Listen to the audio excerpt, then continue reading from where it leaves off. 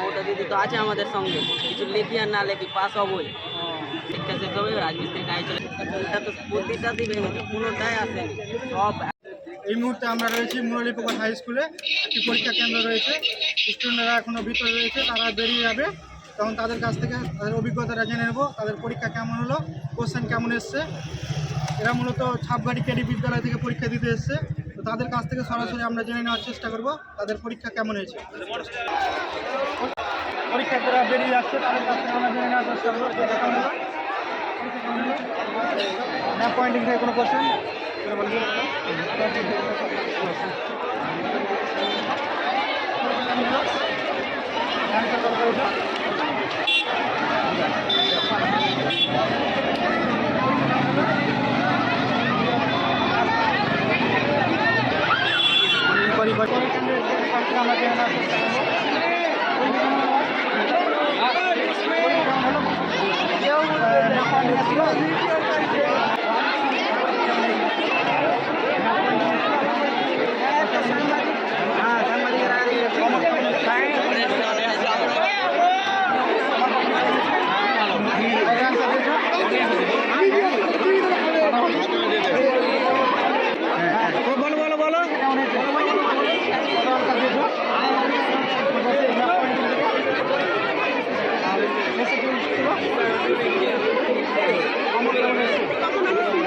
ধন্যবাদ বলছে। কত আনসার দিয়েছে? এই ছিল নিজে নামা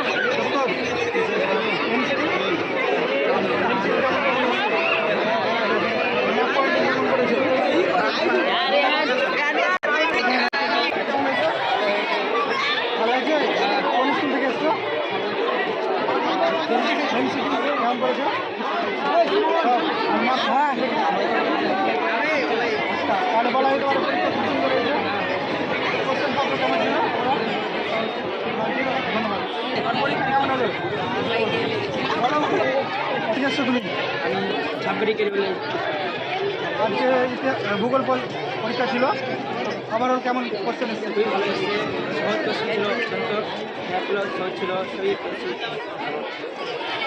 এরপরে মাধ্যমিক পরীক্ষা শেষ হয়ে যাওয়ার পর কী করবে? কী হবে? বাইরে যাবে না অন্যান্যদের মতো রাজমিস্ত্রি পড়াশোনা করবে?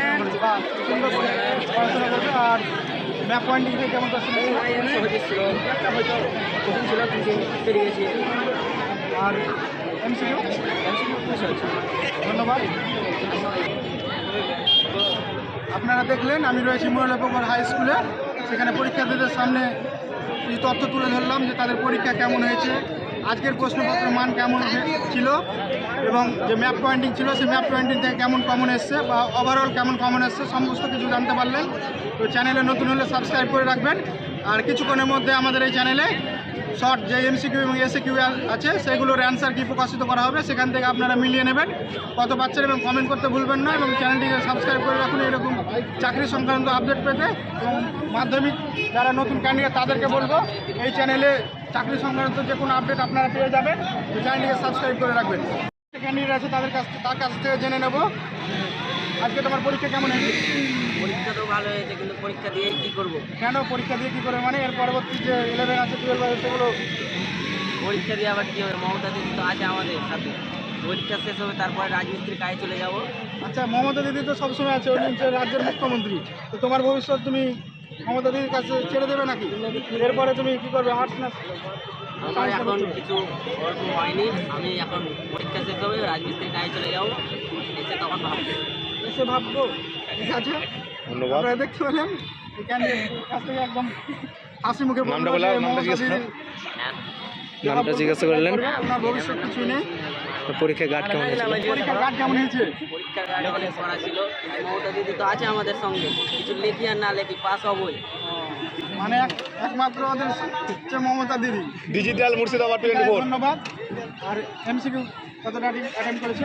এমসিকিউ 14টা ছিল, 14টাই করে দিয়েছি।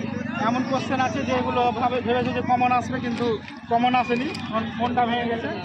এটা তো প্রতিটাতেই ভেঙেছে, কোনোটাই আসেনি, সব একদম আনকমন।